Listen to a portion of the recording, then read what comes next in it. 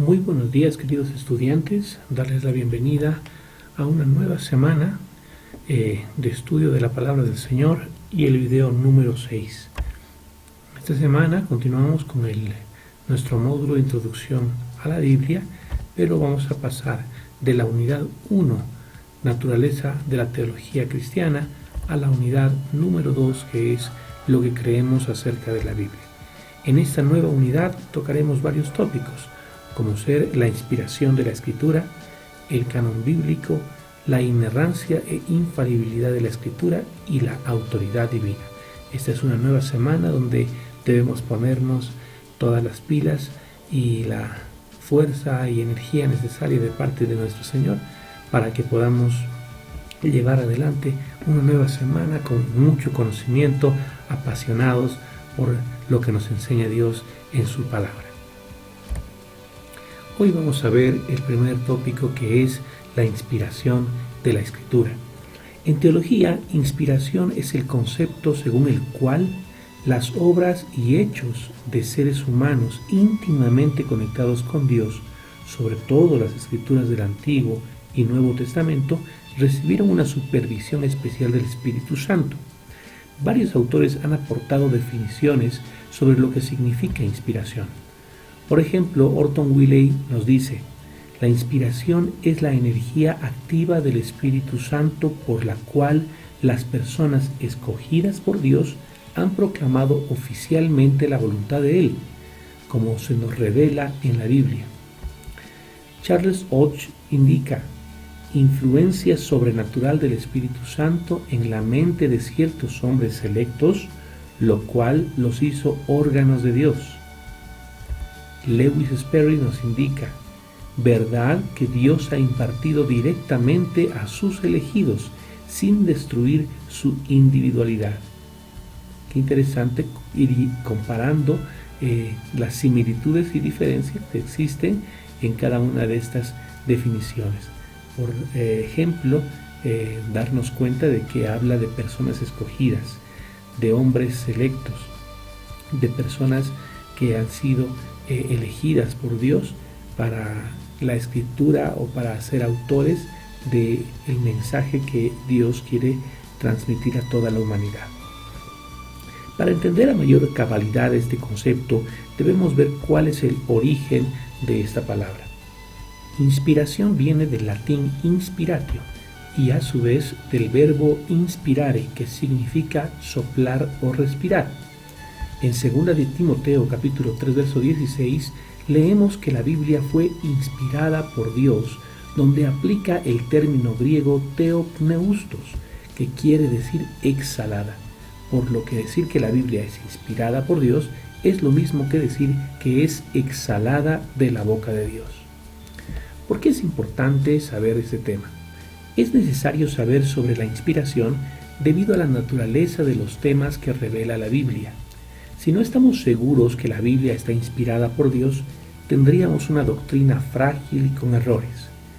El hecho de saber que la Biblia fue inspirada por el Espíritu Santo significa que cumple con las siguientes características, que es verbal, plenaria, inerrable e infalible. Pasemos a explicarlo. Que la Biblia sea verbal significa que Dios no solamente guió a los autores en los temas a escribir, sino también en escoger las palabras a utilizar. Mateo 5:18 nos dice: porque de cierto os digo que hasta que pasen el cielo y la tierra, ni una jota ni una tilde pasará de la ley hasta que todo se haya cumplido. Con esto vemos que Dios no solamente inspiró las palabras, sino hasta las partes más pequeñas, como son los signos de puntuación. Cuando hablamos de una inspiración plenaria, indicamos que ésta se extiende a todas partes de la Biblia sin excepción alguna. Esta característica la volveremos a abordar más adelante cuando hablemos de la clasificación de teorías de inspiración, ya que en algunas de ellas sostienen que no toda la Biblia fue inspirada por Dios. Pasamos a la siguiente característica: inspiración inerrable, que significa que lo que Dios ha dicho no contiene ningún error. Es decir, la Biblia no solo es precisa en asuntos de fe y práctica, sino que también es precisa y sin error con respecto a cualquier afirmación. Al respecto, Juan 17:17 nos dice: santifícalos en tu verdad, tu palabra es verdad. Inspiración infalible quiere decir que es incapaz de fallar y por tanto no se puede romper. La infalibilidad tiene que ver con la autoridad y la naturaleza eterna de la Biblia. En 1 de Pedro 1:25, primera parte, la Biblia indica: mas la palabra del Señor permanece para siempre. Estas dos últimas características, inerrancia e infalibilidad, vamos a verlas con mayor amplitud en los próximos videos. Pasamos a la clasificación de las teorías de inspiración.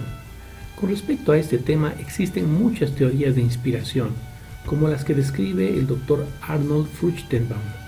Por favor, anotarse como tema de investigación: teorías de inspiración del Dr. Arnold Fruchtenbaum. Por ahora, nos basaremos en las teorías mencionadas por Horton Willey en el libro Teología Cristiana. Teoría del dictado. Afirma que los hombres que la escribieron actuaron como simples secretarios, es decir, destaca el elemento sobrenatural al grado de que la personalidad del escritor queda nula. Hooker indica en su libro: ellos no hablan ni escriben ninguna palabra por sí mismos, sino que sílaba por sílaba es el Espíritu Santo quien les dicta. Objeciones de esta teoría. En esta teoría no se hace justicia al fenómeno de que los hombres inspirados por Dios dejaron su sello de individualidad y estilo en los libros que escribieron, como se observa en Hechos 9:5. Por otro lado, es evidente que estos hombres escribieron sus tristezas, miedos, alegrías, etc., como lo vemos en el Salmo 24:16. Tercero, niega la inspiración de las personas, afirmando que solo las escrituras están inspiradas. En 2 Pedro 1:21 vemos que esto no es así. Y cuarto, es una teoría de verdades a medias, porque si bien en algunas partes de la palabra, como en Deuteronomio 9:10, existen datos que sí fueron inspirados de forma directa, no es en su totalidad de esta manera. Teoría de la intuición. Esta teoría afirma que la Biblia fue escrita por hombres con un conocimiento más elevado o superior que el hombre común en cuanto a la verdad. Niega el elemento sobrenatural de la Biblia.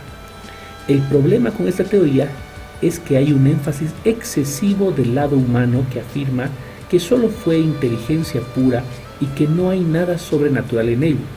Esto contradice lo escrito en 1 Corintios 2:14, por tanto menosprecia la operación directa del Espíritu Santo. Teoría de la iluminación. La diferencia con la anterior radica en que la anterior aplica el concepto a todos los hombres en general, mientras que ésta se limita a los creyentes. Esta teoría da un poco más de crédito a la iluminación del Espíritu Santo, pero al igual que la anterior teoría, hay un énfasis excesivo en la autoría humana. Teoría dinámica o teoría de mediación, que equilibraría los factores divinos y humanos. Indica que la Biblia es inspirada por el Espíritu Santo, pero sin perder la individualidad del autor humano. Sin embargo, hay autores modernos que la rechazan, como el Dr. Fruchtenbaum, que explica que esta teoría dice que la inspiración del Espíritu Santo fue solo en lo que concierne a áreas de fe y vida de un creyente y no así en áreas no relacionadas con la fe y la salvación. Indica que esta teoría cree en la inspiración plenaria, pero no en la verdad. Esto lo discutiremos a detalle cuando culminemos nuestra investigación sobre las teorías de inspiración del Dr. Arnold Fruchtenbaum. Conclusiones. De todo lo expuesto podemos concluir que toda la Biblia está inspirada por Dios. Algunas partes fueron inspiradas de manera directa, sin intervención del escritor, otras con la intervención y vivencia del autor. En el Nuevo Testamento se afirma que el Antiguo es inspirado por Dios, donde incluye también a las profecías. Nos quedamos con el pasaje en 2 Timoteo 3, 16 y 17, que dice: toda la escritura es inspirada por Dios y útil para enseñar, para redarguir, para corregir, para instruir en justicia, a fin de que el hombre de Dios sea perfecto, enteramente preparado para toda buena obra. Nos despedimos hasta el próximo video. Que Dios les bendiga.